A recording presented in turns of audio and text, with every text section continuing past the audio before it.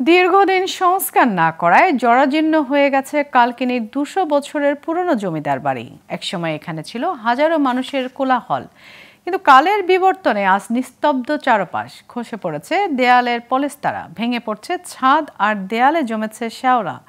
অস্তিত্ব নেই জমিদার বাড়ির প্রধান ফটকের। এখনো যেটুকু আছে তারও বিলীন হওয়ার পথে। জমিদারের চতুর্থ বংশধর ও স্থানীয়দের দাবি, মাদারীপুরের ঐতিহ্য টিকিয়ে রাখতে সংস্কার করা দরকার এই বাড়িটি। আর ঐতিহ্য ও নিদর্শন ধরে রাখতে শিগগির পদক্ষেপ নেওয়ার আশ্বাস উপজেলা নির্বাহী কর্মকর্তার। মাদারীপুর থেকে তরিকুল ইসলাম সুজনের তথ্য ও চিত্রে ডেস্ক রিপোর্ট।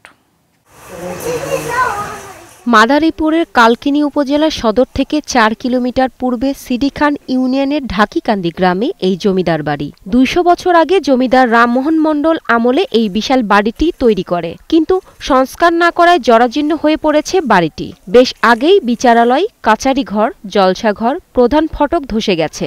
রক্ষণাবেক্ষণ ও সংস্কার না করলে যে কোনো সময় ধসে যেতে পারে এই জমিদার বাড়িটিও। তাই ভবিষ্যৎ প্রজন্মের কাছে নিদর্শন ও ঐতিহ্য হিসেবে শিগগির সংস্কার ও সংরক্ষণের দাবি জমিদারের চতুর্থ বংশধরদের।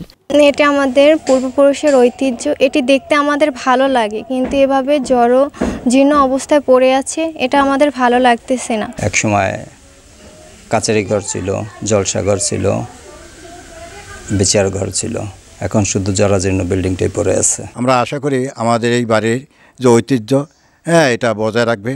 ভবিষ্যৎ বংশধরেরা যাতে এরকম একটু এদের স্মৃতি এখানে সম্পর্কে জানতে পারে, তারা দেখতে পারে।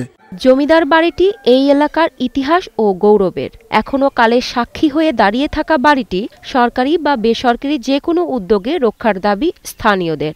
এই বাড়িটা আমাদের এলাকার সম্পদ। এই বাড়িটা সরকারি বা বেসরকারি যেভাবে হোক এটা রক্ষা করা উচিত। এখানে আগে অনেক বড় দোল উৎসব হইতো, এখন আর সেই আগের মতো দোল উৎসব ওরকম বড়ভাবে আর হয় না। জরাজীর্ণ অবস্থায় অনেক বছর ধরে পড়ে আছে, তো অনেক স্টুডেন্টরা আসে এখানে, যে কোনো সময় দুর্ঘটনা ঘটতে পারে। এই জন্য আমরা এই পুরনো বিল্ডিং সংস্কার চাচ্ছি। জমিদার রামমোহনের বাড়িটি ঐতিহ্য ও নিদর্শন ধরে রাখতে দ্রুত পদক্ষেপ নেওয়া হবে বলে আশ্বাস দিলেন উপজেলার নির্বাহী কর্মকর্তা। রামমোহন মণ্ডলের যে জমিদার বাড়িটি রয়েছে সেটি অত্যন্ত ঐতিহ্যবাহী একটি বাড়ি এবং জীর্ণশীর্ণ, সংস্কারের প্রয়োজন।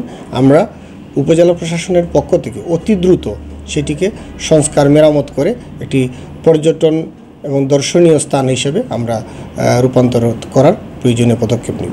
বর্তমানে রাজা রামমোহন রায়ের বাড়ির মন্দির প্রত্নতাত্ত্বিক অধিদপ্তরের তত্ত্বাবধানে রয়েছে। Global television news desk.